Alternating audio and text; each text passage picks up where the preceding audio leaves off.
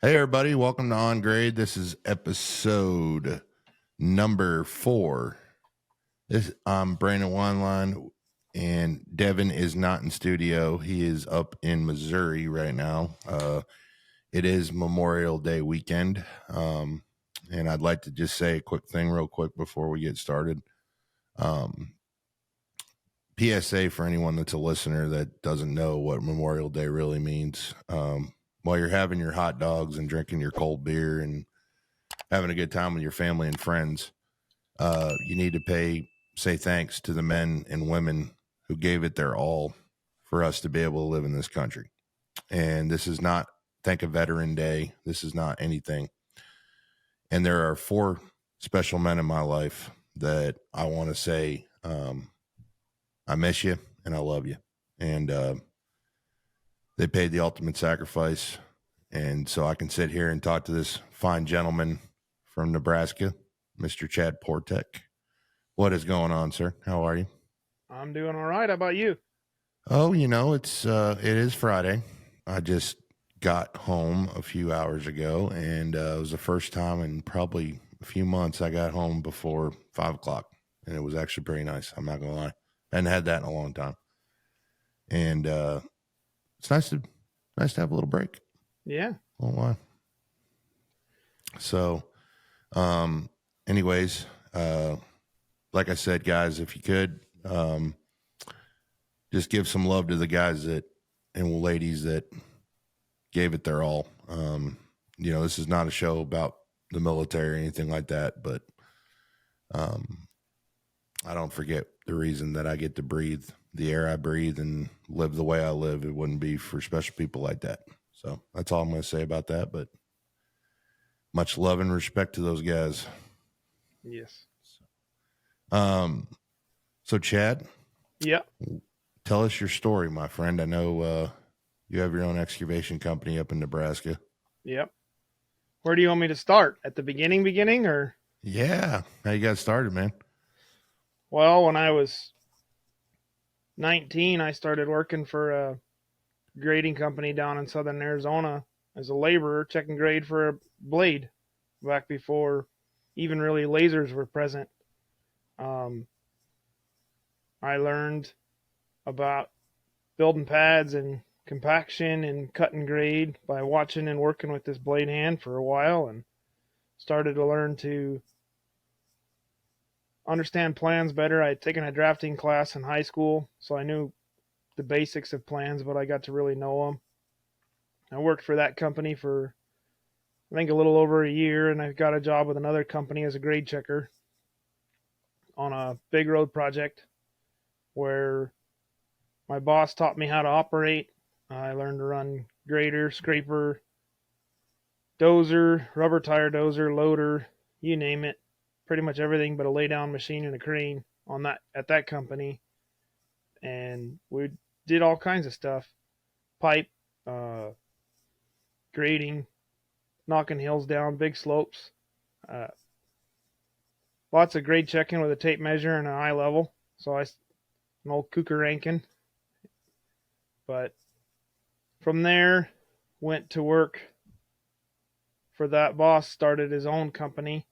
We did some work and down in Benson, we built a Walmart and put some pipelines in, and I decided to go to work for a big pipeline company. We did some 72-inch sewer push pipe jacking in Tucson. Did a little work in California, put in a big water line, ran backfill hoe on that. After that, I kind of became a foreman for that guy. Ended up in Hawaii. Things got slow, and we ended up going out to Hawaii and worked in Hawaii for 8 months, which was a totally different pace. The people it's just different out there. They do things differently. And then did some grading and underground and some asbestos abatement of underground pipes. So there was asbestos drainage pipes in the ground we had to remove and get rid of and things like that. After that, came back and was a superintendent for a company for a while, and then 2009 came around and things got awful slow in a big hurry. So that crash hit real hard, and essentially work dried up, and there was nothing within about a month. It went from we're getting a little slow to we're shutting the doors in a month. And late 2009, I came to help my cousin farm, helped him with harvest. One of the companies that I had done some temporary work for in Tucson called me while I was up here and said, "Hey, we've got a job for you when you come back." And became a foreman for their company for a while. And 2010 was better than 2009, but it was still slow. We company always had 3 weeks worth of work, and so I got a little nervous. Had a 1-year-old daughter at the time, and my cousin had called me and told me that he had some room on the farm because he'd expanded. And so fall of 2010, I decided to move here to Nebraska and become a farmer. As a farmer, we did a little bit of everything. We did custom planting, spraying, strip tilling, harvesting. We put in drain tile. I actually owned a drain tile plow for a while. And then after about 10 years of that, God put it on my heart that I didn't belong farming anymore. And I just all of a sudden hated it. Fall of 2019, sitting in the combine picking corn. I loved sitting in the combine. It was a lot of fun. It was like being the finished blade hand on a job site.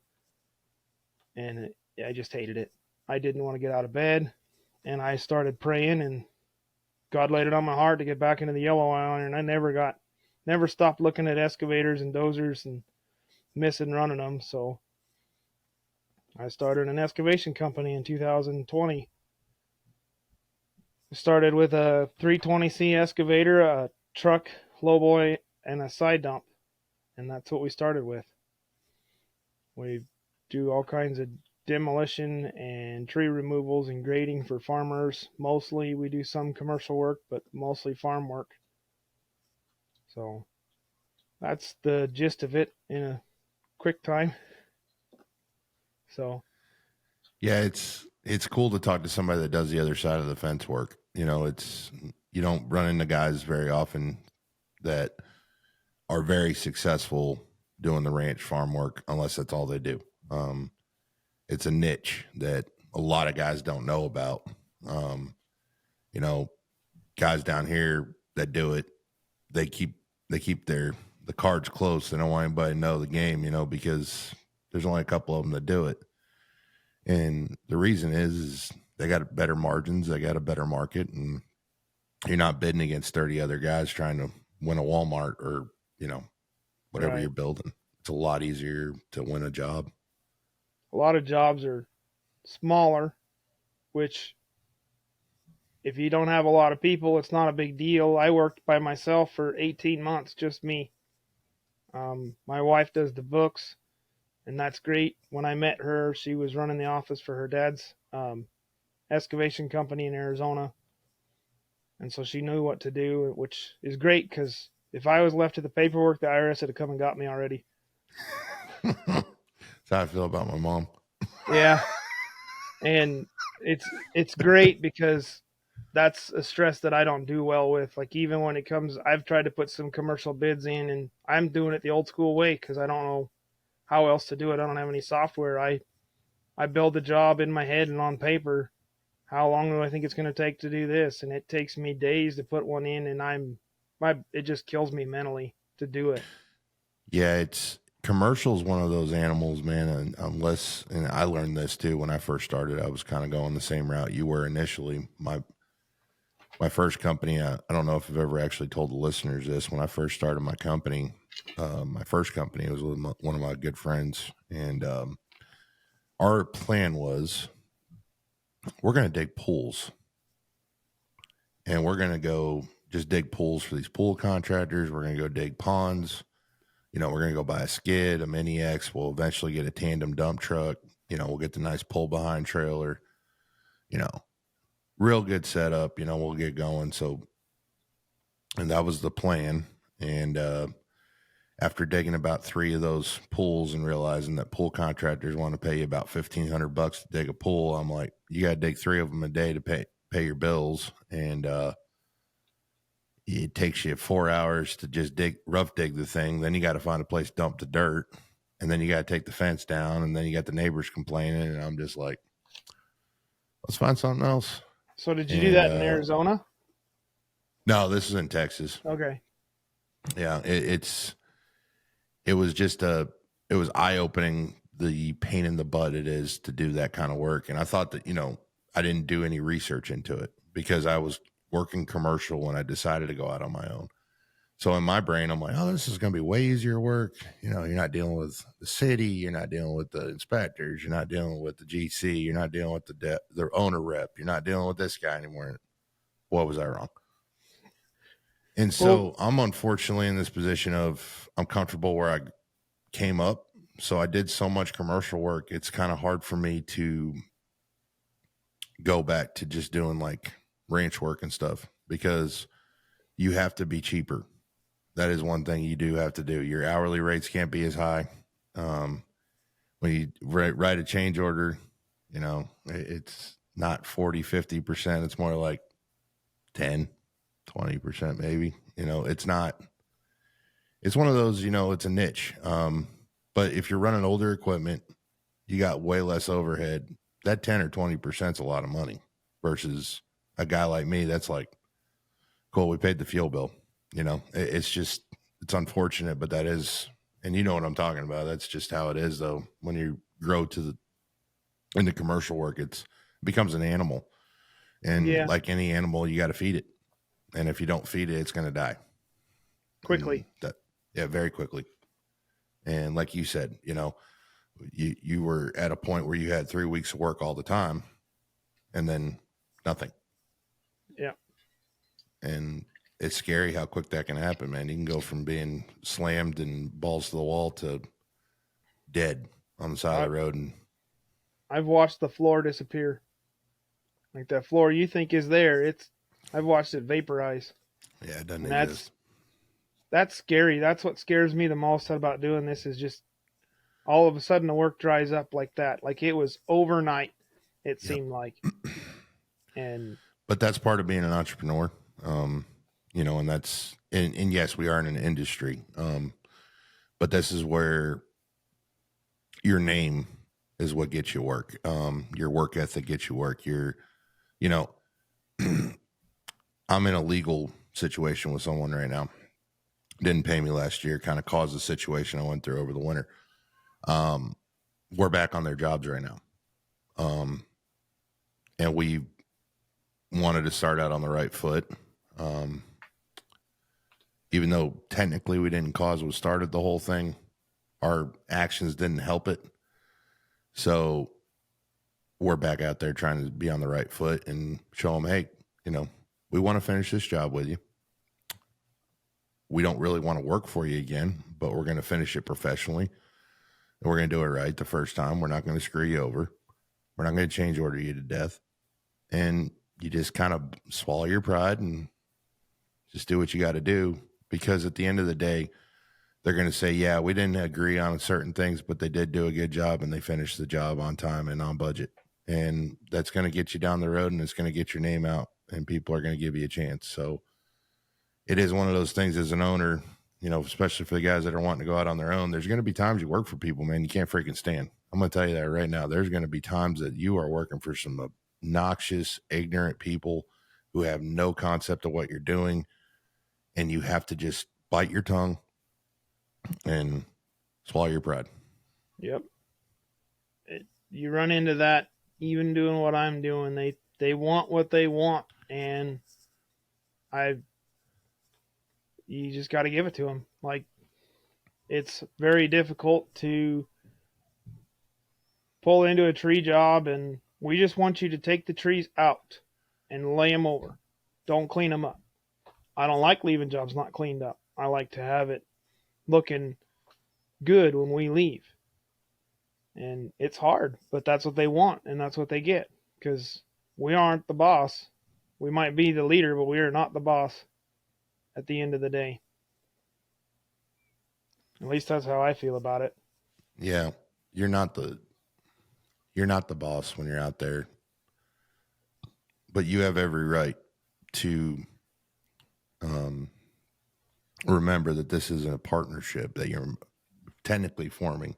Right. Um, a lot of people don't realize this, and I was thinking about this today because I knew you and me were going to talk, and I'd read over the questionnaire you and I went over that I'd sent you a couple weeks ago. The something that I think a lot of guys get away from is they realize they're like, well, this is we're trade partners. Yes, we are. Technically, we are. We're supposed to be a partnership. Um, and you know that word is used very loosely, and I know I've talked about it in past episodes, and I'm not going to beat a dead horse with it, and that's fine. I just want to say this: at the end of the day, we are a service provider. Yes, we're not providing water, we're not providing electricity, we're not putting brick up, whatever.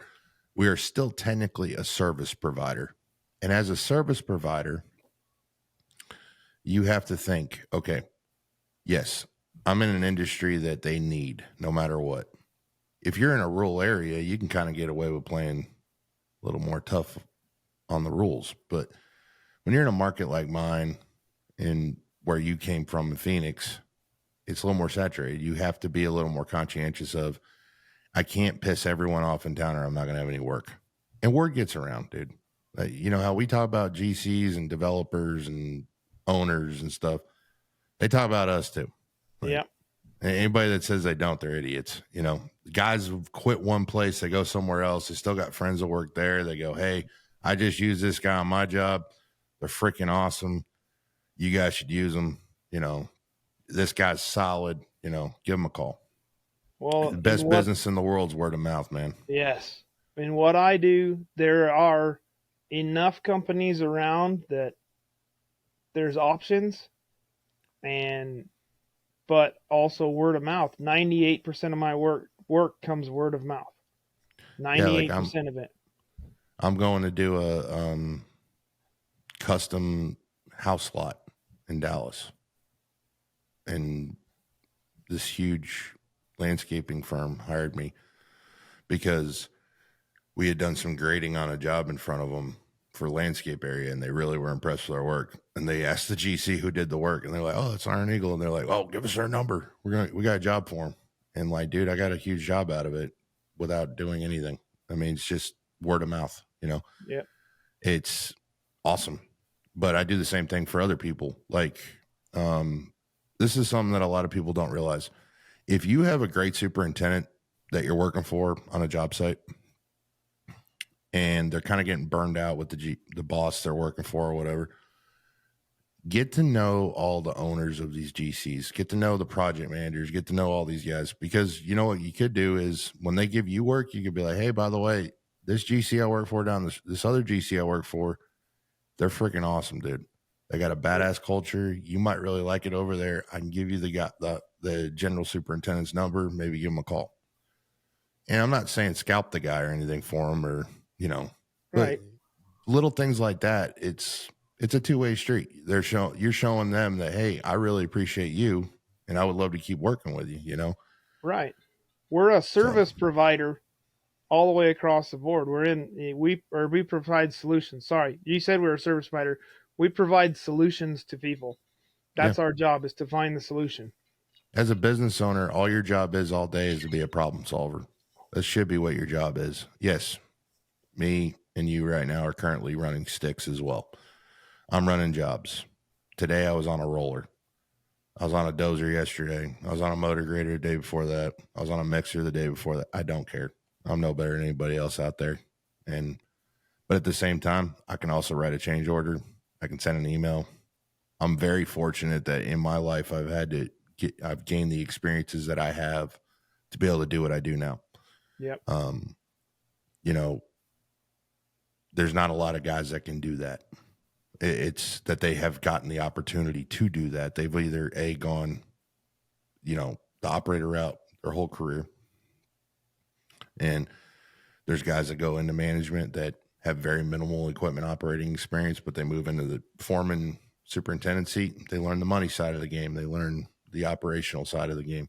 And then you got guys that they might go into project management they might have 3 months of field experience because they were assistant superintendent somewhere or something, and all of a sudden they're running out the whole show.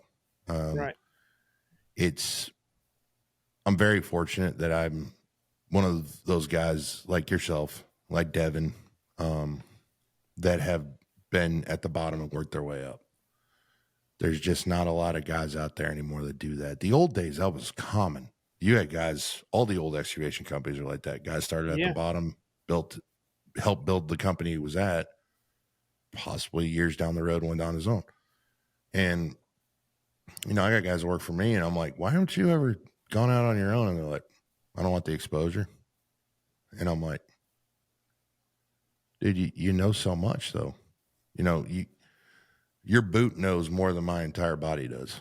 Like, you know, it's crazy how you meet people like that and they don't want to do it, and you can't hold it against them. It's just what they want to do. And it's not for everyone, that's for sure. Yeah, some people are content, man, just running a motor grader the rest of their life. Nothing wrong with it. There's nothing wrong with it. That ain't me.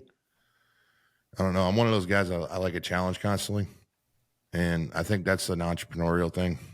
Yeah. And a lot of entrepreneurs I know are the same way. They're like, you know, I get bored with something. Or it's not that you get bored with something. It's just like, okay. It becomes easy. It gets not too a challenge anymore. It kind of becomes monotonous. So you're just like, I got to do something else. But you don't quit what you're doing. You just go to the next level of whatever that is you're doing. Yeah. And, you know, I think the thing that I got the questions on here you want to ask and talk about. Don't worry, I ain't forgot about it. I know we're kind of veering off here, but there's a lot of things that people don't realize when it comes to owning a business, owning a company, owning a construction company, managing employees, managing clients. And you got to compartmentalize everything. You got to make time every day to do certain things. Like I get in the truck on a job site about an hour every day. I check my emails. I send emails. If I need to write a change order, I call my mom. I tell her what would take to do it. I call the estimator. I say, hey, I call Pete. I say, hey, they just changed the plans on this. I call my surveyor. I'm like, hey, I need to do CAD file for this. Here's the plans. Here's the CAD file. I send them the price for the work, rebuild the model, me restake the job, you know, all the stuff. And we don't do anything until we get an email. And that's the first thing that you should be thinking about when you're as a contractor or anything you do. Don't get so consumed with everything around you. You've got to block the noise out. And so if you got a guy walking up to your truck and he wants to talk to you about, hey, the def's low on the roller. Okay, there's def in the bed of my truck. Fix it. Go take some initiative and put the def in the fucking machine. So, you know, it's little things like that you have to instill that in your guys, because you got to go, hey guys, listen, all right, I've got to handle this job. I've got to get us paid. I got to get you paid Friday. I got to get the trucking guy paid. I got to get the fuel bill paid. I got to get all this paid, and I got to get this money billed. I got to get this change order approved. I'm dealing with the rental guy doesn't like our certificate of insurance, so I have to get this changed, and I have to call the insurance agent. And it's all the stuff nobody sees you doing. They see you sitting in the truck, and they're just like, oh, I bet he's watching YouTube. No.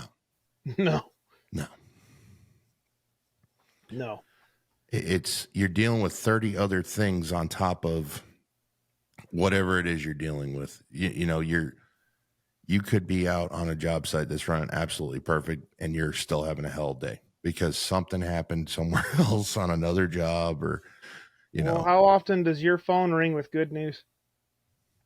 Never. Do you know who calls me with good news? Eric? Yeah. Do you know who else calls me with good news? Devin. Yeah. I'll call you. Yeah, you call me. You know, clients that they're giving me a job. My mom, when we get paid on a job, or it's the little things that it's crazy when you go into business for yourself, the little victories, how good they are. Like, you're going to know exactly what I'm about to say. You got to make payroll Friday. It's Thursday at 3:00. And you're freaking the hell out because you don't know how the hell you're going to do it. And all of a sudden that phone rings and they're like, hey, that wire's coming. And you check your email about 4:45 and you get the notification from the bank that the wire just came through. Dude, best sleep of my life is those nights. It's like, oh, thank God. Yeah. And Or people don't see it. No, they don't. All they see is the final product. And all they want to hear about is, how great it is. And, you see all these guys on Instagram and YouTube and podcasts and stuff. And all they talk about is, you got to grind, you got to grind, you got to grind. Yes, you have to grind. Yes, to a point. You have to grind to a point. But you also have to play chess, not checkers. Yeah. I mean, anybody in the world can start a business. It's not that hard to run a business. It's really not. If you hire the right people, it shouldn't be hard. People make shit hard. And what you have to do is from day one, you have to sit them down and go, this is my expectations. This is what I expect out of you. And you have to be able to, if needed to, fire them in a second. And you might be tight as hell with these people. You might have done years of work with them. You might have to go, I can't handle this. You got to go. It's business. And you gotta be able to cut it. And you gotta be, and I won't lie to you. I've had clients I worked for years. We get sideways on one job about something. I don't care what anybody says. I don't care how perfect you think you are. We've all done it. If you've owned your own business more than a week, this has happened to you. You get sideways with a customer about some stupid ass shit. You might have had all their work and you might piss it away because you fought back, but you lost the work. And I'm going to tell you something. There should be 3 reasons why you should fight back. 1, you're not getting fucking paid. 2, they're asking you to do a bunch of free ass shit. And 3, they treat your guys like absolute shit. They disrespect you and your work. Fuck them. Yeah. That's all I'm saying. You're doing yourself a favor. You're doing yourself an absolute fucking favor right there. Let them fucking cut you loose. You're saving yourself a lot of heartache, the potential for lawsuits, the potential for legal fees, and the potential for fucking going out of business. It ain't worth it. Move on, brothers. You can tell pretty quickly when you're working with somebody how it's going to go. Yeah. And it's the little phrases that you don't think about until you realize that right there is a red flag. Like, I don't know. Like, I run into a few situations like that, and I had a superintendent. I worked a little commercial work about a year ago, right around ConExpo. We were ripping a parking lot out for a guy, and we went through 3 different superintendents in the time it took us to do the work. We were there for like 3 weeks or a month. Like, it was boom, boom, boom. The second guy shows up. He says, "Oh, you can trust me." I'm like, no. I laughed in his face. I said, "Yeah, you just told me I can't, so I know what to do." And he's like, "Well, what do you mean?" I'm like, "That's not something somebody who you can trust says. Like, I know where we stand."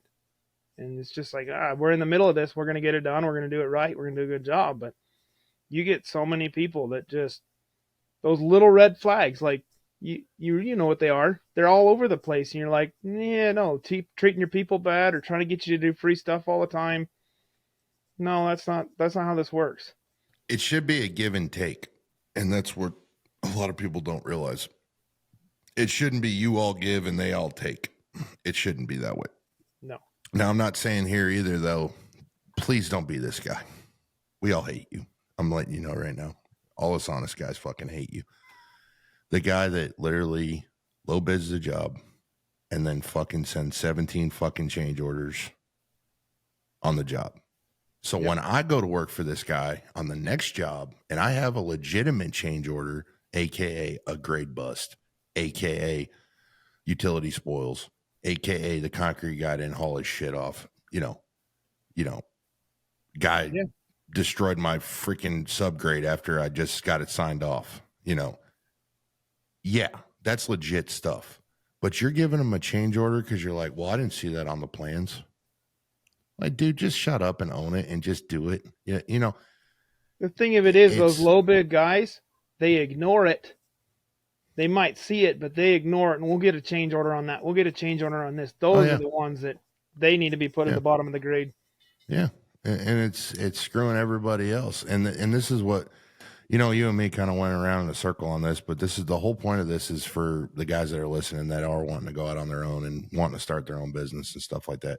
Just don't be that guy, man. And Yeah, everybody's like, well, can you talk more about estimating? Can you talk more about this? And I'm like, I can absolutely do that, but I will bore you to death so freaking bad. You guys will be asleep in your trucks right now. I'm telling you. yeah, Estimating is one of those things that is trial by error. You're not going to know it. You can buy all the softwares in the world. It's experience and it's yep, time in the seat. It's being out in the field running a job. It's dealing with clients. It's figuring out the weather. It's variables. I'm gonna tell you something, guys. It's like playing Russian roulette. Okay, I can't tell you guys anything else. oh You yeah, got you got a 6-shooter, and you got 5 rounds in the chamber, and you're praying to God you don't pull on a bullet, and yeah, that's all it is. And it's impossible to do a job, guys, and get it perfect every time. It's just not going to happen. I don't care how good you are. I don't care how badass you are. There are multi-billion-dollar excavation companies that lose money on jobs. oh They yeah. don't lose them on a lot, but they do lose them on some jobs. Well, those And they'll big, even tell you that. yeah, the big companies run on such thin margins. I mean, you're talking DOT work; those guys are working on a 5% margin, maybe, Mm-hmm. and that is tight work. Yeah. There is no room for error in that stuff. They've got some stuff built in, but it is tight. Yeah, And it's tight. I've worked on the interstate cut and grade, and they're a Oh, different yeah. animal. It's a Road work different and that beast. stuff is a totally different animal than even site work. Yeah. So The thing that a lot of guys get screwed up is, and this is something that you got to understand. I think this is where a lot of guys screw up when they first start bidding jobs. They don't realize the difference between a bank yard, a cubic yard, a trucking cubic yard, and a slant yard. And a trucking yard, guys, is if you have an end dump truck. I know everybody's in different parts of the country. I'm going to use Texas terms, guys, so please bear with me. Chad might be able to help me out with explaining the difference. A tandem here is 14 yards. A super yep. tandem here is 17 yards. You have an end dump, which can hold 20 yards legally. You can probably get 23 in there if you push it. I'm not saying I do it, but I've done it. Yeah. But when you bid a job, you never bid more than because you're going to get charged for 20 yards if you're using an end dump. So you bid it at 20 yards. Okay. So say you got a cut fill. Okay. Your cut is 5,600 yards. Your fill is 2,100 yards, right? So that 5,600 minus that 2,100, you're sitting at roughly 3,400, 3,500 yards. What you're going to do is you're going to swell that dirt, depending on what kind of material it is and all this. And you're going to take that takeoff number and you're going to swell that dirt. You're going to say, okay, that's down here, depending on where you're at. But most of the time down here, if you're working with the clay like I got, kind of similar to you, we're swelling it about 1.4. So you're going like 1.4. So that'll I've give been you, figuring 1.3. I probably need to change it to 1.4 from what I'm yeah. seeing. So you're figuring, I'm busting a calculator out. Nobody judge me right now. I can do this better with a calculator. But let's say you got 2,200 yards of bank, guys. So you're going to go times 1.4. That's 3,080. Me, I don't like that. So I'll put 3,100. And I know it sounds odd. It's one extra load. But you know what? You get a guy that light loads. You get a trucker that complains. It happens. If they're not using a scale on the loaders, they're all short. Yep. And then the other thing too is, guys, you got to think too, you're basing that on production as well. So you're not just figuring how many yards you got, you're also figuring how many yards a day you're going to haul off. So if you're thinking you got to haul 3,000 yards, a really good day down here is 50 loads. So that's 1,000 yards. That's 1,000 trucking yards. So you're figuring 3 days of loading, right? I would not bid 3 days. I would bid 4. And I'll tell you why you're going to bid 4, because you're going to have shit break. You ain't going to get trucks. You're going to call dispatch. They're not going to send enough fucking trucks. You can't get what you need done today. Somebody's not going to show up for work. You know, God's going to make it rain that day. Or you're going to have traffic issues that you got to pay. Yeah, there's a wreck right outside the job site, which just happened last week. So, anyways, that's an example. For coffee, then come up 3 at a time or 4 at a time. And they get loaded on nice even spacing, but they always show up 3 of them together. Yep. That first guy's being slow. Yep. And that's where you got to think, guys. And this is the key to that, is that yardage. So if you're doing a haul off number, the number should figure your machine, the operator in it, the fuel in it, the guy signing the ticket. Believe it or not, you charge for that guy. The guy sitting in the fucking truck. The guy on the bulldozer that's pushing the dirt up to the excavator. Overhead and profit. Did you hear that? Can I say, do you want me to say a little louder for people in the back? Overhead and profit. Mm-hmm. Depending on where you're at is what your overhead and your profit is.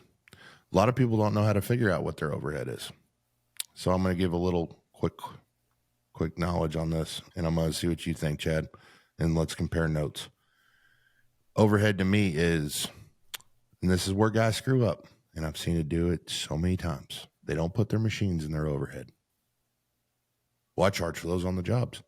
Well, what if that machine's not working that month? Still got to pay for it. Yeah.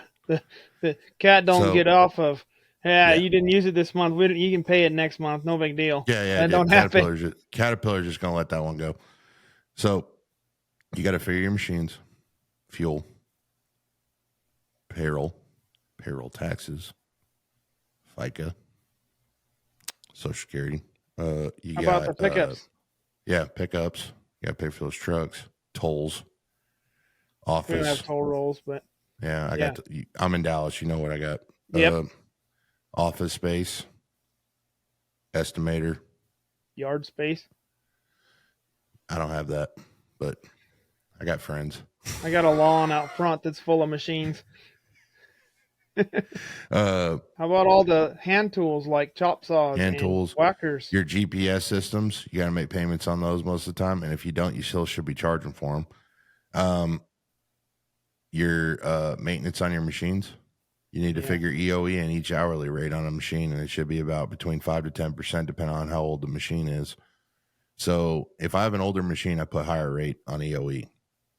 And the reason I do that is because I know that damn thing's probably going to break down more often than the other one. And EOE is also supposed to be used to cover your cost of your services that you do. I'm struggling with EOE. What are you saying for EOE? EOE is your expenses on equipment. Oh, okay. Yeah. Yeah. I thought that's what you meant, but I wasn't sure how you were wording it. So yeah, everybody calls it something different. I just call it EOE. Yeah. Have you priced an undercarriage lately? What, buddy? Have you priced an undercarriage lately? Yeah, I don't want to talk about it dozer? Right now. I'm in a good mood. Let's not talk about it. Yeah. Yeah, I know. I'm just saying. Yeah. People don't think about that. They got 50 of them sitting in the shop, but they'll still charge you $75,000 for it when it used to be $15,000 2 years ago. Yeah. So guess who's welding tracks when they break? Yeah. Kiss my ass. Anyways, the things that you got to look at with this, guys, is like we just talked about, knowing the fact of I'm buying this bulldozer. It's a really expensive fucking car. Okay.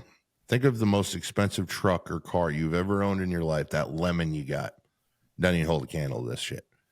I literally just had a roller today, break down. And you know what happened? It's the little bobber that sits inside the def system. It's a def head. It's a Caterpillar part. It's $5,000. You don't do anything for a little fucking part. $5,000 through them. Yeah, $5,000. And that was the profit I made all week. So that just went to a part. So that's my point, guys. You're not making a lot of money. Okay. It sounds like a lot of money, but then when the bills start coming in, you're going to go, Holy shit, these guys weren't lying. A lot of money comes through your hands. You're washing money. That's all it is. Yep. It's literally churning money. That's all you do. Occasionally one falls on the floor. Yep. The game is learning how to hold as much of that as you can and kicking it out As slowly as you can. as slow as you can. But at the same time, maintaining your suppliers, maintaining your fuel company, maintaining your equipment company, maintaining your rental company, maintaining your employees, maintaining your estimating software, your computer, your rent, all these things. And this is what we talk about. The most important part of a bid, yes, the work itself, of course, but knowing what to charge for your overhead and profit. Because if you're doing a $50,000 job and your overhead for your company is $10,000, you charge 20% on that job and you got it covered all day long. If your overhead on your company is $200,000, well, that job, you shouldn't be doing that job because you're not going to make any fucking money. No. So this is the point of learning to bid jobs for the scale size of your company. If you're a mom and pop like me, I consider myself mom and pop now. I got 6 guys. I can go do anything I fucking want. I can do a Dairy Queen or I can go do a church. Or I can do a car dealership if I want to. But everybody and their mom's going to be on that job, It's learning to do more with less too, though. It's learning to open up the pocketbook a little more and say, hey, I'm going to go get the top tier operators. I'm going to go find the $32 an hour guy. I'm going to go find the $35 an hour guy. I'm going to go find the guy and give him a set of plans, the Basin Rover, and a laser and say, build this. And they do it. You don't have to schedule trucks for them. You don't have to do anything. All you do is you coordinate the trucking for them to make sure that they're hitting in on the quote that you got quoted and not getting ass raped on the price. Right. If you got the right guys doing that, you should be fine. Yeah. I've got 2 guys right now. One guy's a truck driver and one guy's a older retired cowboy who does a lot of everything. He drives truck and runs some machines and he works a couple days a week. And then there's myself. So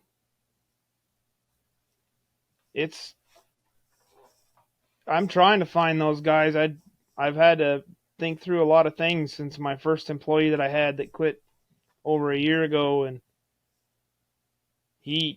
I've had to rethink who I want to work with it, but we don't have a good labor pool like you guys do. I looked for a year to find an employee. So, and it's hard. I've had some guys that come from Sunt that want Sunt wages here, and that's not a reality doing what I'm doing. You just can't. It's kind of the same thing with us. We get those guys from California and Chicago and New York that come down here because they can't afford to live there anymore.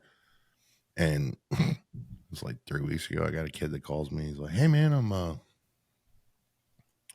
pretty, I'm a flex hand. I can run pretty much everything. I said, oh, that's badass, man. Can you grade?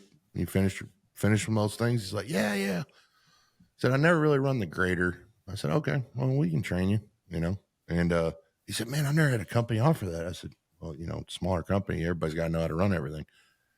And he says, what do you mean everybody's got to run everything? I said, well, I'll tell you this right now. You might be blue topping one day. You might be running the roller right after you blue topped it. So just be prepared for that. Oh, well, I don't get off my machine, man. I'm union. I'm like, yeah, this ain't the place to call then, dude.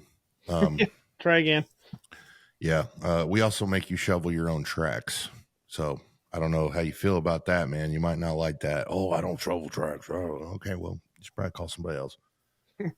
You got to grease my machines because you got to grease your own machine. Yeah. And shovel tracks and clean the cab. And this is what we're getting at about the labor pool. And this is where you put your thinking cap on, guys, and something I'm about to steal from my boy Chad's sheet that he's got on here. The great thing for guys like us that are out on our own and are very particular about the type of people we want, the companies that are making machines now are starting to think about us for once. They're not thinking about the big guys all the time anymore. They're making attachments. You got that one system now that goes on the front of the skid steer. It looks like a box almost. You can grade with it, you can cut with it, you can drag material with it. I don't remember I see a lot of guys doing like rock driveways with them. They're really Grading cool, man. boxes. Yeah, grading boxes. I never seen one before until I saw it on Instagram the other day. And I was like, wow, that's really cool. And I know we don't use that kind of stuff as much down here, but if I was out doing barns, pastures and barn pads and stuff like that, man, I'd be using that thing all the time, dude. Driveways. That gets rid of 2 guys with that thing. All you need to do is roll it after you're done. Yep.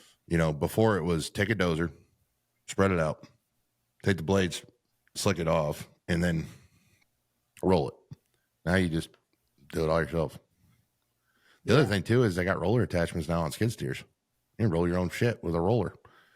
And then the excavators now, you can run them like bulldozers now. They got the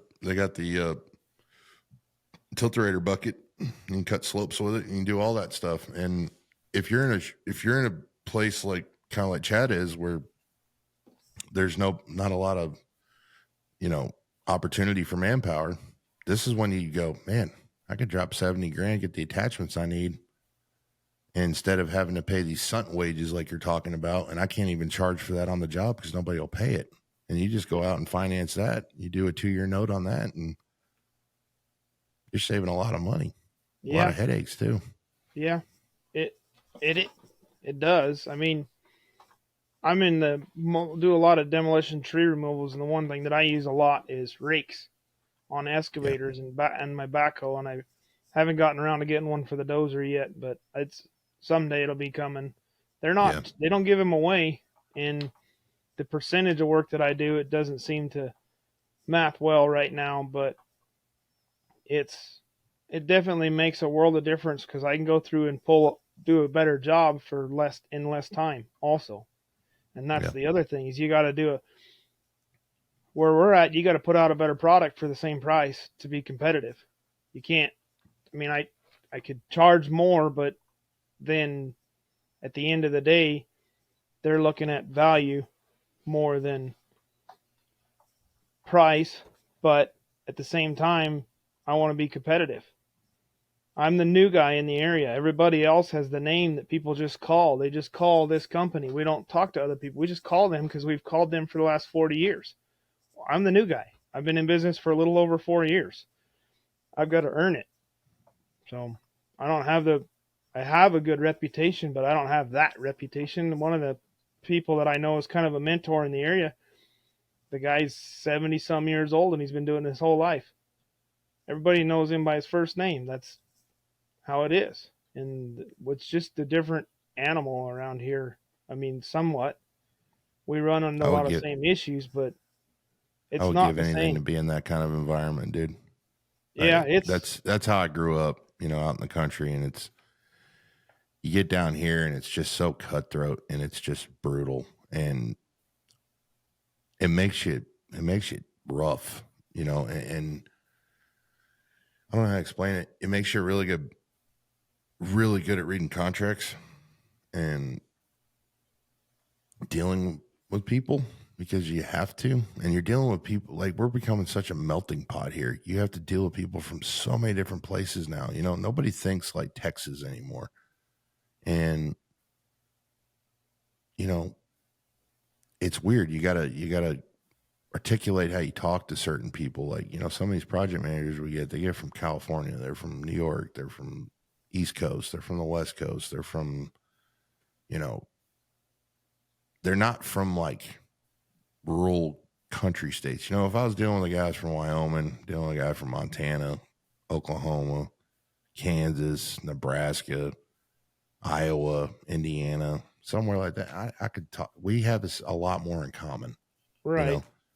I get these guys that they come from these fast-paced places, and it's all about the money. They don't give a shit about their relationships. It's just, how can I get this job done at the cheapest cost and, least problems? Oh, I'm going to call this guy. Yeah. So 2 years ago, I did some consulting up in Breckenridge. Long story short, but there was a project that went sideways. They needed a new contractor. They were wanting me to come and do it. And they're like, well, what's it worth to you to come do this project and stop what you're doing in Nebraska? And I'm like, you can't put a number on that, because when I ruined my reputation in Nebraska, there's no going back. And they told me flat out, it doesn't matter how good you are here. It's if you can show up. Yeah. And it's like, yeah, but I cannot do that in Nebraska. I have to, I mean, they were wanting me to go to Breckenridge to do a job. And I'm like, there's no way. I said, I can do the job, but I can't stop what I'm doing in Nebraska. And I said, I can't do it for what somebody who's established can do it, because I got to find the ace people, and I've got a handful of them across the country. But if I'm going to get them to come to a project like that, you're going to pay them life-changing wages to come and pull something off like they were wanting to pull off. I mean, it was an insane timeline and what they needed to do. So, but it was an interesting deal. But they're just like, yeah, we don't care, what your reputation is. Can you do it or not? And it's like, yeah, I could, but I don't think you're going to want to know my price. So it's an interesting concept with all of it, man. It's like two different worlds.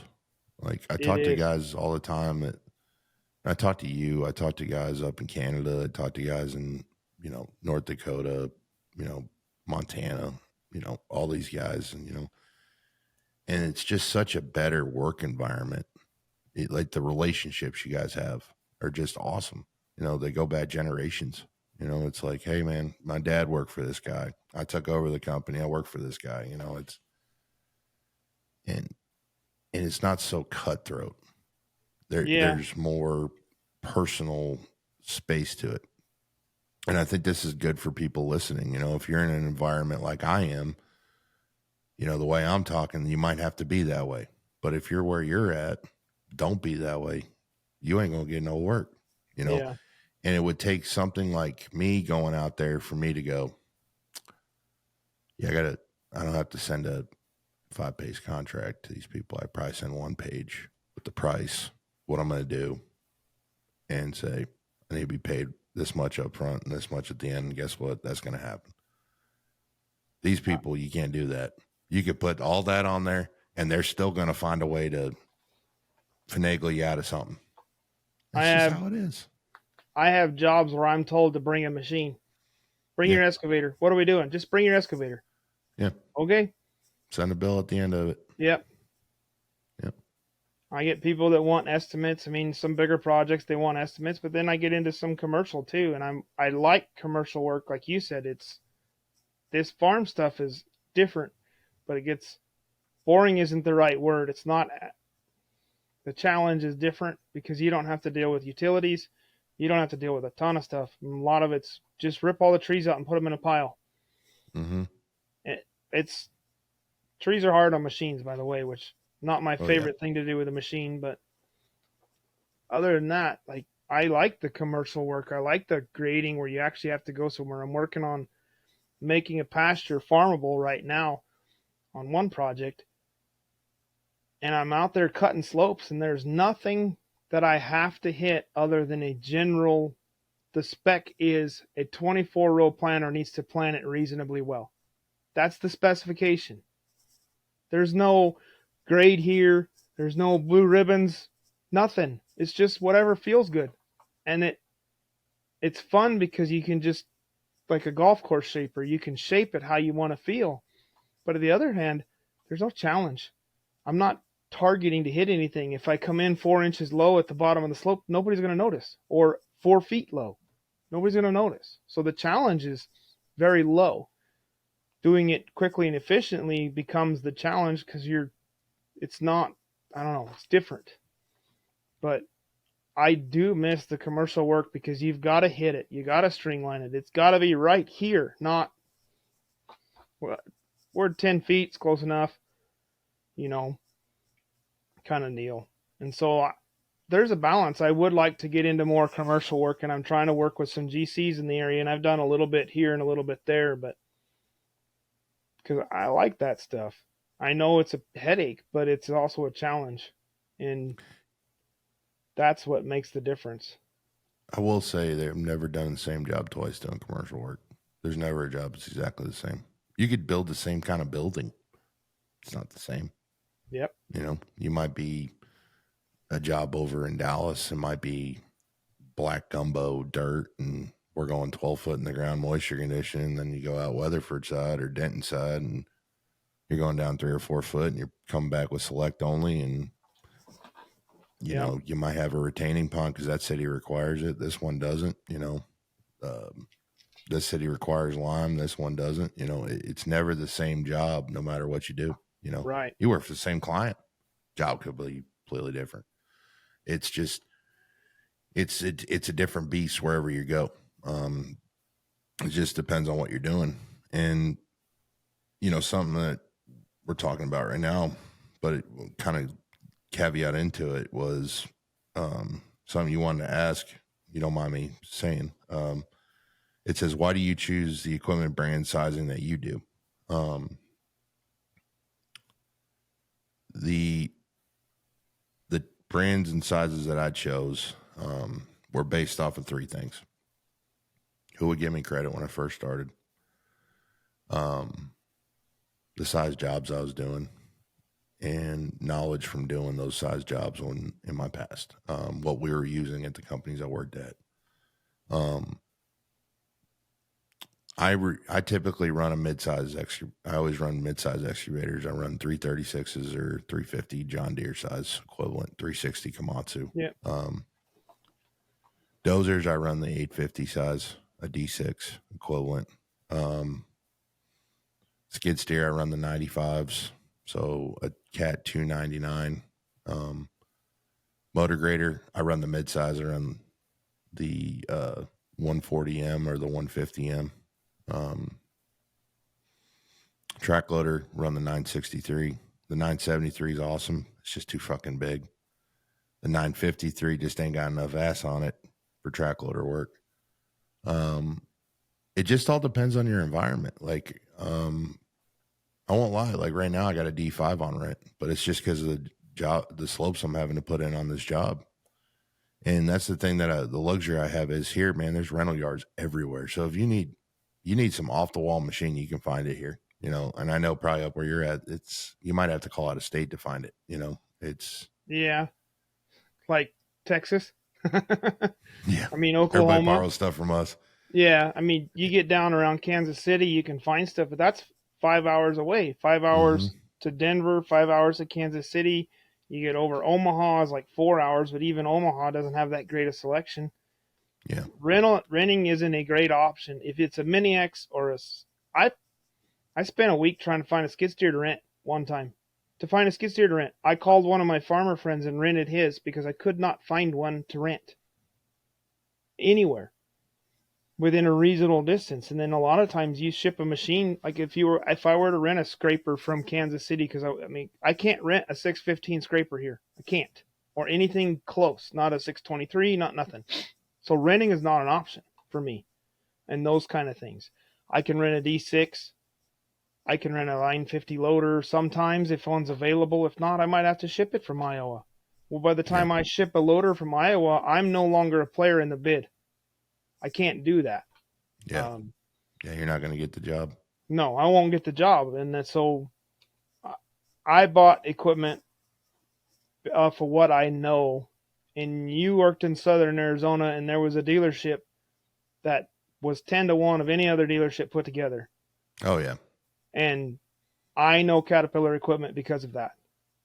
That's what I know. They are probably one of the best dealerships I've ever seen.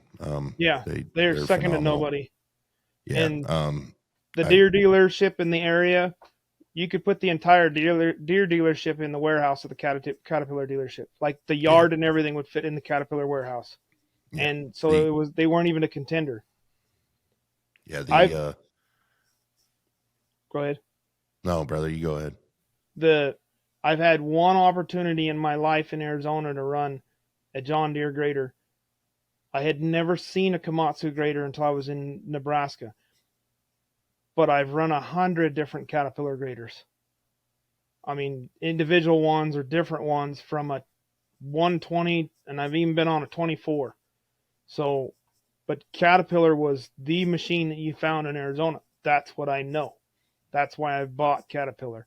There's other great machines. I spent a lot of time in Hitachi excavators, One of the companies I worked for, they had a lot of Hitachis, and I really like the Hitachi excavators. I think they're an amazing machine.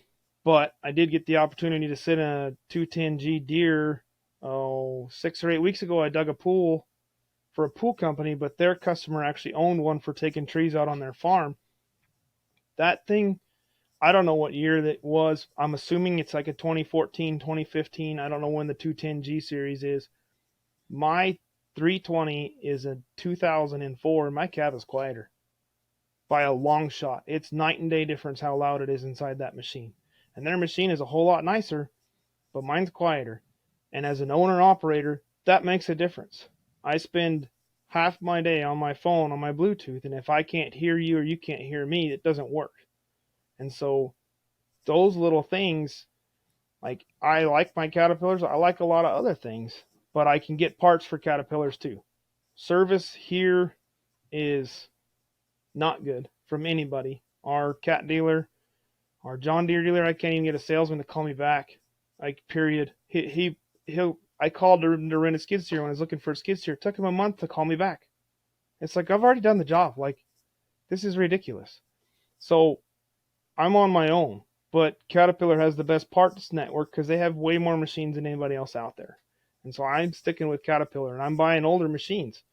My newest machine is my backhoe, and it's a 2005. My dozer's a 2001. My scraper's a 1995. My grader, well, it's a 12E. So it's a knuckle buster. It doesn't really count. I mean, I use it, but I've got a 12E knuckle buster because that's the kind of grader that I can afford for the amount of grader work I do. I do most of my grading with my 6M. So I don't even make those anymore. No, I mean, it went into the N series, and now it's a D5 is what it is of the new series. But I ran an M back in the day, man. They were awesome. They were great machines.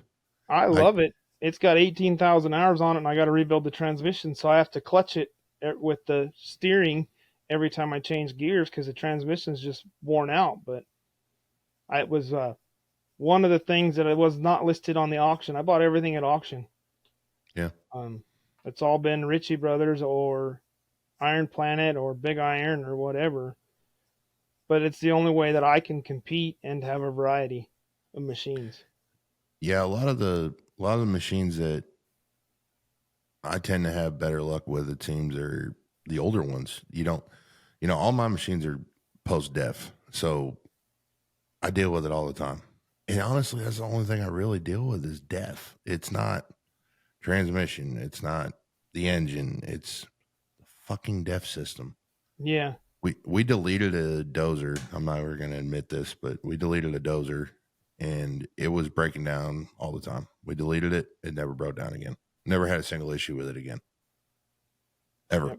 I'll keep rebuilding my maintenance, oil change, grease and stuff like that. But not, any kind of serious issue, never happened again. And, I got this roller. It's like the second time I've had to change this def head out in like 3 years. And the guy's like, well, you just, you got to maintain your def level. My dude, I had a half tank of def in it.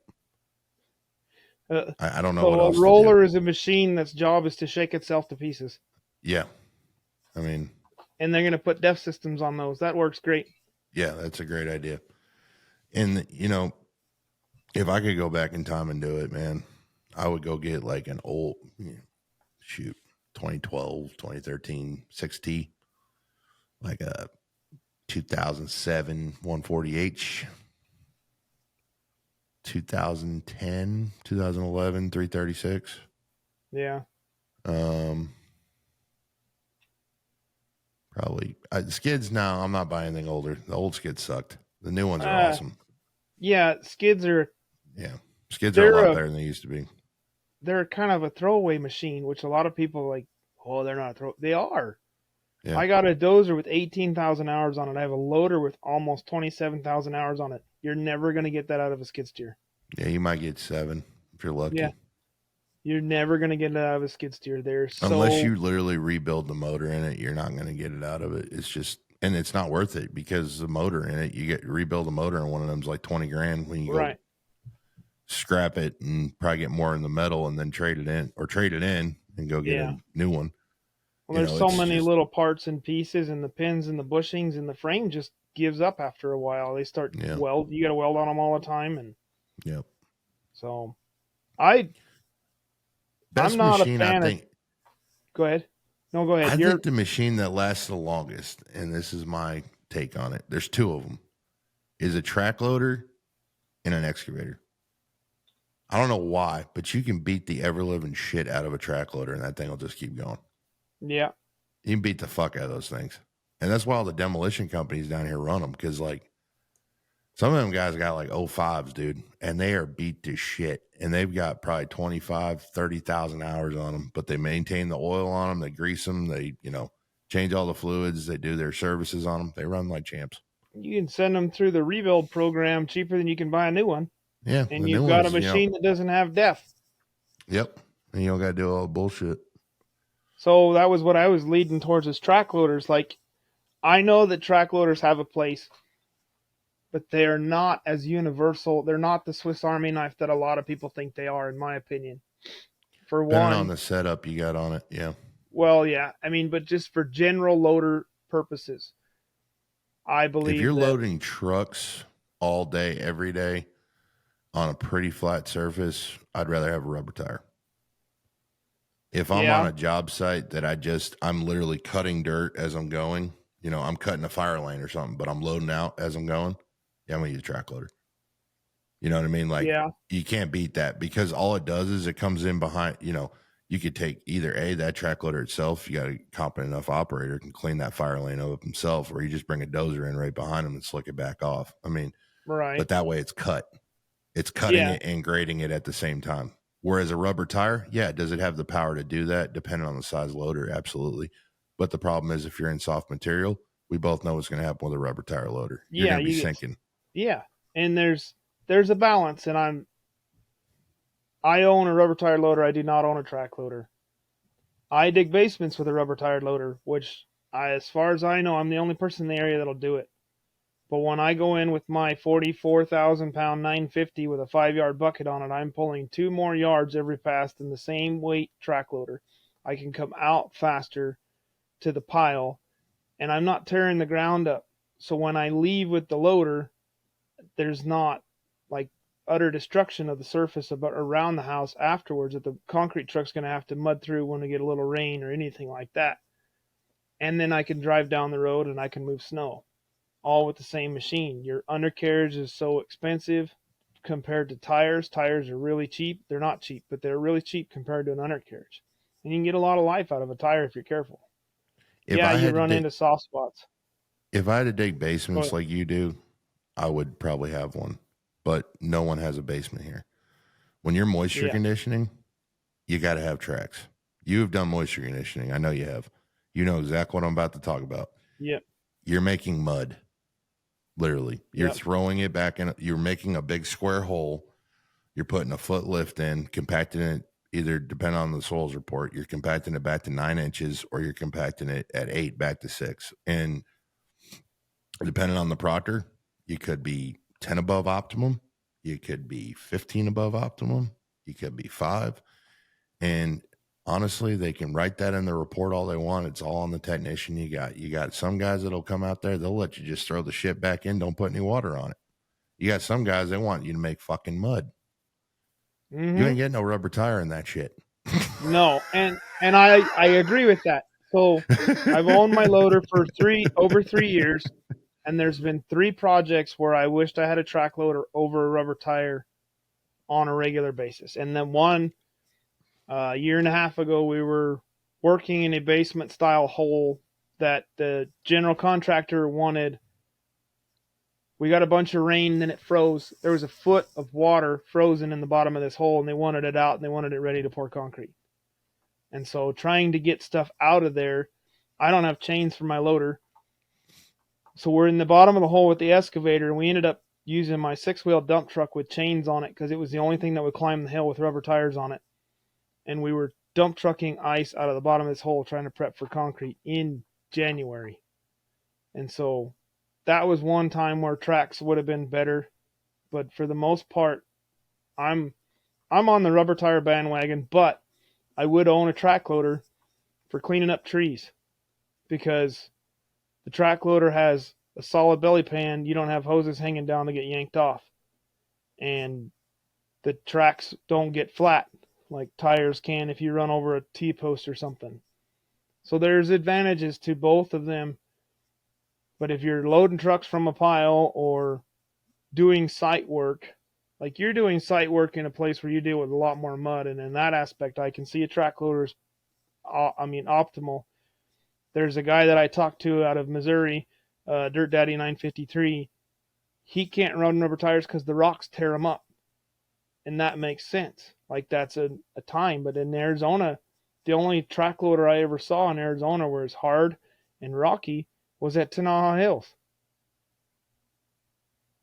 So I don't know. I think there's advantages to both, but if you're gonna pick one to use all around, I'd choose a rubber tire in my personal opinion. A lot of guys So down here have both. Um, it just depends on where you're at, but pretty much everybody in Texas runs track loaders. It's a very common machine here. Whereas yeah, when I went out west, you didn't see them. Everybody was running. Everybody runs pans. Everybody runs dozers, hose. Honestly, you don't see a lot of off roads out west. That was something that shocked me. Coming from here and shoot, seeing 40 tons all day long, and then you go out there and it's just scrapers. I'm like, where's the off roads? Oh, we don't run those. I'm like,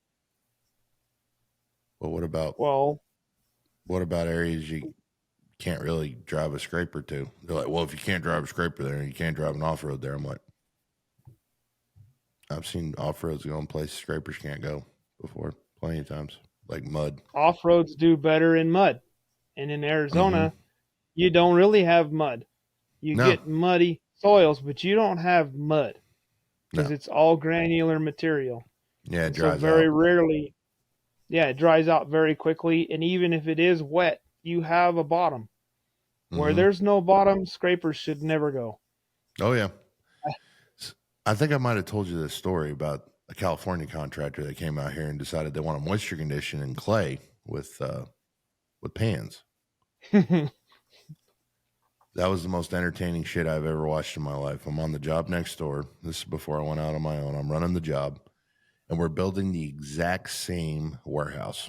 There's two of them. They got the contract Yep. to do one of them. We got the contract to do the other, and it was 1,000,000 square foot.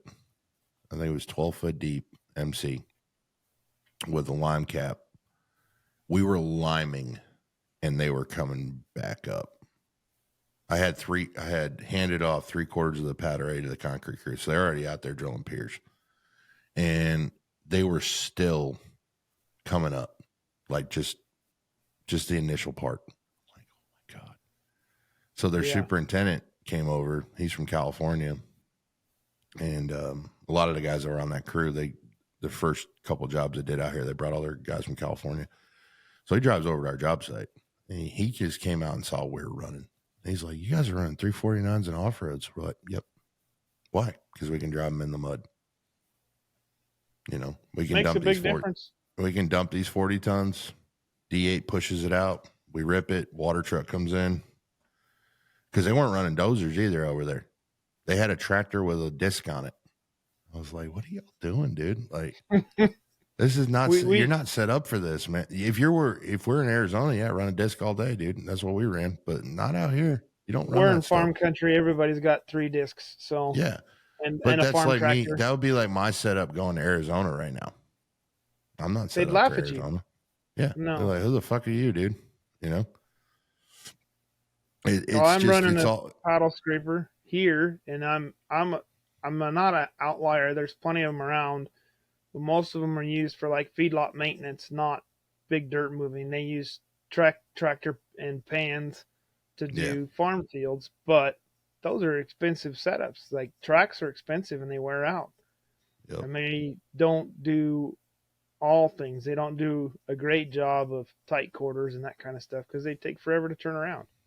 Yep. So I bought a paddle scraper and I knew what I was getting into. That I pushed that thing out more times than I've ever gotten any other machine stuck in the last year. than I've ever got machines stuck in my entire life. We're in a rainy season here, and we're using it on a job. I'm pretty sure I've pushed that scraper out 10 times in the last 10 days because it's buried. It's just part of the deal. So, Here's a question for you. okay. We have both ran crews in other companies, and then we've also owned our own companies. How is it different? Sleep, rest, the ability to rest. Wait, you forgot to say the most important part. The work phone can shut off. Yeah. And it sits in your glove box in your company truck that you're provided. Yeah. Yeah. You forgot the most important part. Yeah. This phone never shuts off. No. And when it rings, you got to answer. So I will say something that I've done, and I understand your situation's a little different, but I've gotten to the point that I've got to kind of set with my people now. Do not call me before 7 a.m. and after 5:30, do not fucking call me. And if you call me on a Saturday, it better be somebody's fucking dead, an excavator's on fire, or that's it. That should be the only two reasons you're calling me. Something bad happened. There should be no call. And my guys, if they do work a Saturday, 9 times out of 10, I'm out there with them. But it's one of those, if I got someone calling me that's a client or something on a Saturday, I just go, deal with you on Monday. And because I learned that along, when I first started, I was like, oh, I'd answer the phone. Oh, yeah, what are you going? And then you'd be sitting in church on Sunday and your phone's ringing. yeah, that's the one place I won't. Yeah, it's like, dude, do you have a life, man? Like, do you love your wife and kids? Like, really? You got to have some boundaries, man. You got to. Yeah. Which my phone's off, but you can text me. And I'm not going to answer a phone call when I'm sitting down at supper with my kids. Mm-mm. And not going to answer it in church or men's group or whatever, none of that, because that's my time. That's my piece. And if you want, leave a message, because we ain't going to do anything until Monday anyways. I'll see you at 7:30 on Monday. Yeah. I mean, so for a little while when I was in Arizona, we did some railroad work, and then that's a different story altogether. Now, if you get into that, you cannot not answer the phone. That's just not an option. But I'm not doing that here. Not right now. I wouldn't mind being somewhat involved in the local stuff. There's not a ton of it, but I liked the railroad. I worked a train wreck down in Arizona, and that was really cool. And we did some bridge replacement and infills out in Buckeye. That was wild because the train had come by at like 10:30 in the morning, and by the time the train came back by the next day, you had to have the bridge demoed and replaced and put back in place. You didn't stop the train, and those are I like those jobs. Those are fun because they're high pressure. It takes a ton of planning and logistics and to be ready for when that train goes by to start. And you need to have everything on site. You need to have redundancy so that if something goes south, if you lose an excavator, you got to have another one there because you don't have time to go find another one. You got to have one around. So you ran 2 of everything. So if one went down, you could still finish the project because you did not stop the train. We did one bridge that was like 150 feet long, and that one we got to do on a Sunday because we needed a little more than a 24-hour window to do it. And we would demo the bridge out and put pipes or whatever, and whatever. Each one of them was different. We did a whole bunch of those in Buckeye. So that was pretty cool. But railroad work is the only time you don't have the choice of whether to answer the phone or not. But there's a certain level of a businessman, you got to take the call. Yeah, absolutely. So, I think the thing is too that is cool is you're your own boss. You do have that perk. If you want to take a Friday off, you can set your schedule up so you can take a Friday off. Does it happen very often? No.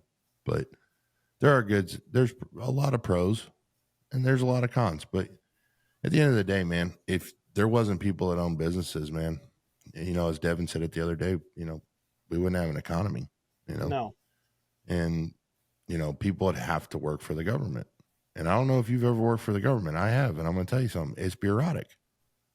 So When I was site superintendent, it was mostly on military installations. We did Mm-hmm. mostly military work. We worked down way down south at a learning base in Arizona, and I spent a year and a half on that base doing all kinds of different things. And there's the most paperwork of anything to do work for them. Mm-hmm. You want to get people to freak out, dig underneath the red phone line Oh before yeah. it comes out of the building. Dig Oh yeah. underneath that thing, even though it's concrete encased. Dig underneath that thing. They get a little wild. They get a little bent out of shape. Yeah. We got to do this. It's what's part of our project. Well, we're gonna watch, and we got to make sure the person's doing it. I did work on the A mark in Tucson, where the boneyard is. I did work in the middle of the boneyard. So that's not just that base. Getting into that base, your vehicle's X-rayed, and then you have to pass another level of security to get into the A mark. Beyond that, so I did a lot of that kind of stuff, and it's different. But we did some like a C-130 hangar and things like that, the pad prep and that kind of thing. But the amount of like you can't get dirt on a runway. That's not okay at all. Like that's not a there's no oops we spilled a little dirt on the runway. You don't know if a pebble falls down on the runway, you get somebody with a broom out there right now and fix it. There's no middle ground. Like that's if that rock gets sucked into $1 million engine, you will not have a company anymore tomorrow. That's Yep. just the way it is. And so Yep. the rules that you have to deal with, not only that, the paperwork, and then they don't have a clue where any of their lines are. No. They're just out there. Dig carefully Yeah, it's everywhere. just No, out there. you go You're mark fine. it. So I learned a lot of CYA when it came to blue staking and pictures and that kind of stuff. You make sure your marks are visible, and if not, you've got pictures of where they were before you started. Yeah. I I really haven't enjoy. actually worked like you have for the government because I've only done it as a contractor, but yeah, it's different to say the It least. is. You know, it's unbelievable how hard it is to. It's weird to explain. Like some things are done super fast, Mm-hmm. and then other things are just good luck. Yep. You know, if you got to issue a pay, months. Be like working for a normal company, and you call HR, and you're like, "Hey, my paycheck got screwed up last week." You know, you tell your foreman. 9 times out of 10, even a huge company, they'll have it either they'll cut you a check or they'll ACH the difference to you, or they'll just put it on your next check. Mm-hmm. You know, tops you're waiting a week. Yeah. Army, 2 months, 3 months, and it's all it is. No shit. It's literally one person with a keyboard can fix it for you, but Yeah. you have to get it approved to go talk to that person. So you have to push this up your chain of command, and then it has to come back down. So you can literally just walk across the street to the finance office and sit down with that person. Because if you don't have the paperwork from your unit proving that your pay's fucked up, they won't even talk to you. Yeah. And Try I mean, to that's get a RFI out of the government. oh yeah, Army Corps. Good luck. Yeah. It's it's the same thing that we're dealing with on a job up in we did a sub to a sub to a sub to a sub, 17 layers later, Yeah. Army Corps job up McKinney. And I think I just got a change order approved like last week that I submitted 18 months ago. And they called me and they're like, "Hey, that change order's approved." I'm like, "What change order?" I'd forgot about it. They're like, "Yeah, when can you come do it?" I'm like, "I can't even honor these prices, dude. It was 18 months ago." Yeah. They're like, "Oh, well, did you read your contract?" I'm like, "Yeah, I actually redlined that part about I have to honor prices no matter what." "Yeah, no, I don't do that. No, it's 30 days, bro." That's all I Yeah. get. And they're like, "Well, you should have put contingency money in there." I'm like, "How am I supposed to predict that a war with Israel is going to happen, that diesel's going to go back up again after it was starting to finally go down? the labor market was starting to even out again with what you had to pay guys. Now it's spiked back up because food costs insane amount of money. You go to spend $200 at Walmart and you get 2 bags of groceries. Yep. I mean, what do you guys expect? Like, I'm not doing this. And it's on top of it, it's the government paying for it. Like, really, dude? Are you serious? You want me to give the government a break? Just print some more money. We'll be good. Yeah, exactly. It's just, I keep the politics off the show, you know that, but it's true though. It's true though. It's like, and I didn't mean it that way, Chad. It's just, no, I know, but it's you guys print the money, just print a little more. We'll be fine. No, exactly. That's what I'm saying. Like, it's crazy. Like, the guy was like literally trying to justify to me why I should have to do it for this price. And I'm like, can I ask you a question? He said, what's that? I said, you quote a tiling job. I'm just like, you're a contractor. He goes, okay. I said, and the tile last year cost you $55 a panel or whatever the hell how they do it. I think it's about square foot. I don't know how they bid tile, but well, it's a square, but it's not square foot. It's a certain amount. Yeah, they're a little square thing they got. But anyways, let's say it's $55 per square or whatever. Yeah. Right. You go and call them back to see what it changed to this year because you got the change order finally approved 18 months later. And what you were charging with your labor, your markup, your overhead, all your costs involved on top of the material costs alone $55. Mm-hmm. So you're just supposed to eat all of that. Yeah. Well, I guess I kind of see your point. I'm like, that's what I'm getting at, dude. Like, what you're asking me to do, the cost of the material alone is what I quoted you. Now. Yeah. And he's We're like, not doing the work for free. We don't need to practice. He's like, what? And I said, yeah, that's what the material costs are now. I can't honor this price, man. And he said, well, fuel's only gone up 40 cents since last year. I said, did you do any kind of math in that? A D6 takes 100 gallons a day. So that's $50 a day. We're going to be out there 6 months. It's a lot of fucking money. And he just got real quiet when I said that because he's like, it only went up 40 cents. I'm like, add that up, dude. Yeah. Labor went up 30% since then, too. Oh, and by the way, the tax rate went up this year, too. People don't know that either. And by the way, insurance also went up for everybody. Doesn't matter how perfect you are. Everybody's insurance went up. So, sorry, man. Cost of owning the machine went up. Cost of the oil went up. Cost of the labor. Yep. Everything. Cost of the air that you put in it so it can breathe went up. Yep. Everything went up. Yeah, you pay a breathing tax. You didn't know? Yeah. So these are the things that us business owners know. Yeah. Everything costs money.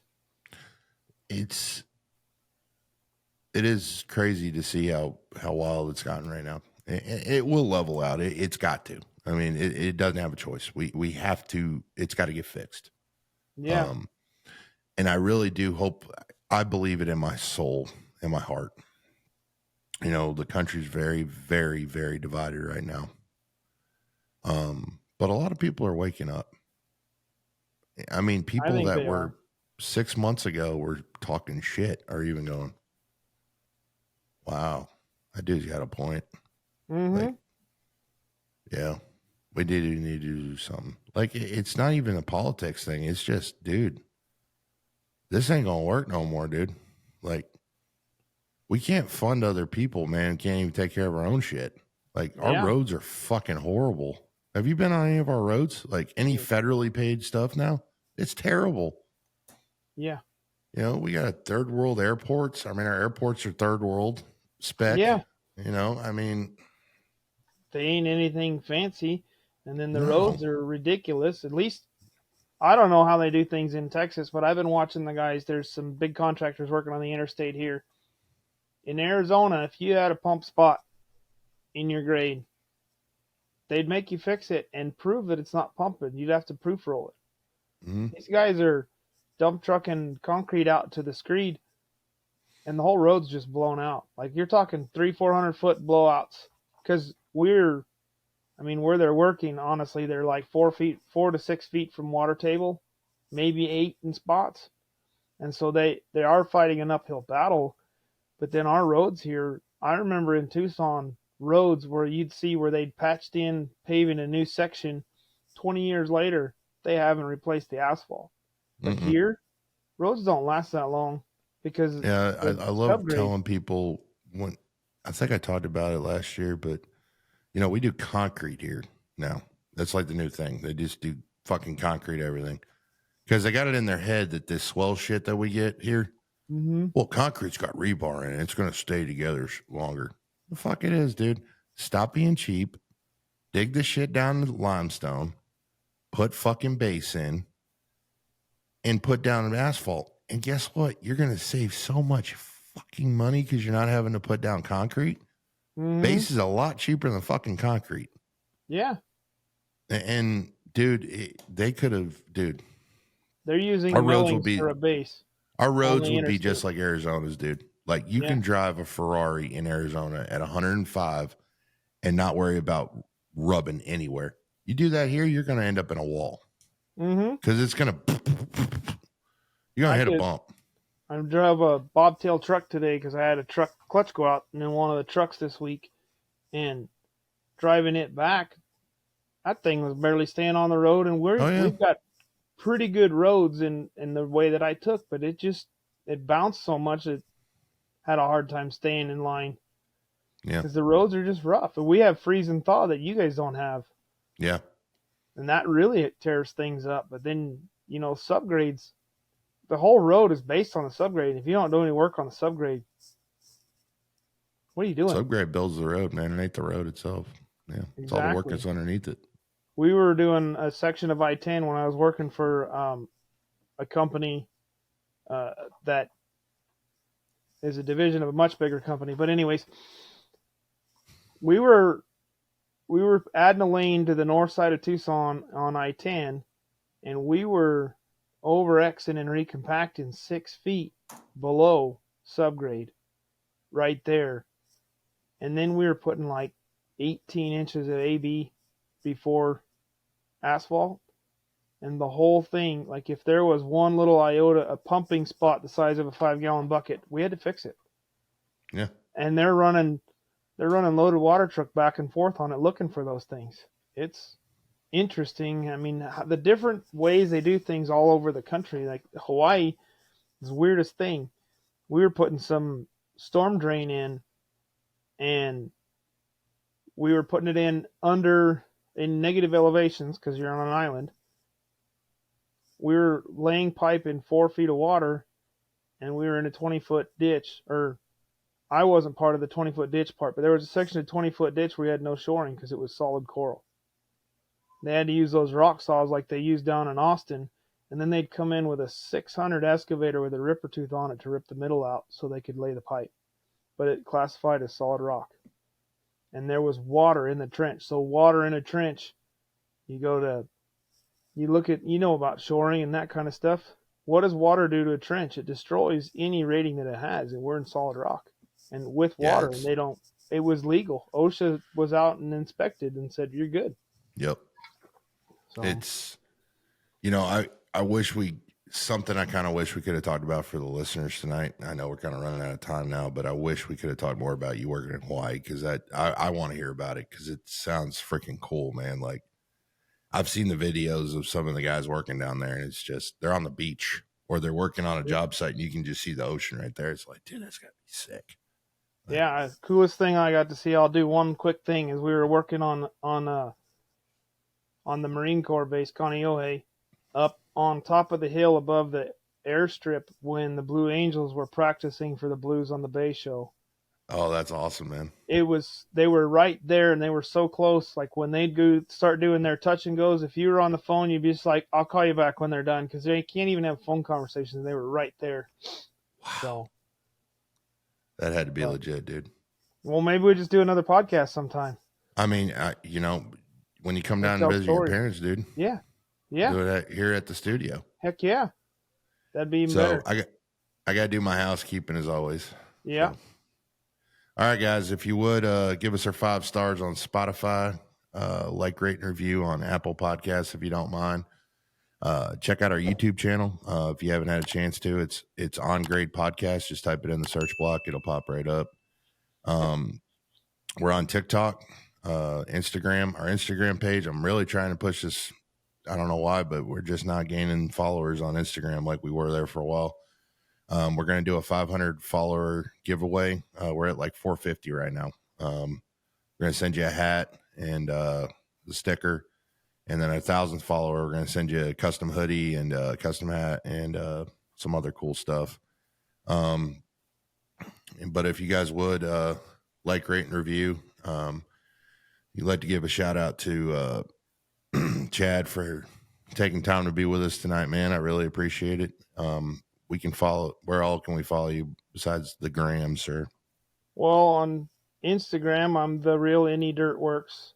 I have a YouTube channel, but I haven't done anything on there in a long time, and that's Any Dirt Works. And Circle P Excavation on Facebook. That's about it. So my main thing is Instagram, though. I appreciate you coming on, man, and I really do. I've had a great time tonight, and yeah, and guys, if I'm booked up to August right now with Devin, but Devin and I are booked up till August. But if you are interested in coming on the show, man, just hit us up, and we'd love to share your story. I've got a few people that I want to bring back on, and my goal is eventually, man, to just try and do that roundtable thing we've all been talking about for years. But I'd love to set it up where we can get together and break bread and have some beers and maybe get some cool guest speakers or something to come out and talk to us and give us some insight on the world of what we do. I want to say something to all the listeners. Thank you for what you do. You don't get thanked enough for what you do. It's guys like us that built this country. And don't let anybody tell you we don't. It's the blue collar guy that makes it happen. And that's from the guy shoveling dirt on the street to the guy that's running the thing. We all can't cut from the same cloth, and that's what makes us who we are. And just don't ever forget that. And as always, guys, stay classy, and thanks for listening. And we'll see you next time. Bye, guys.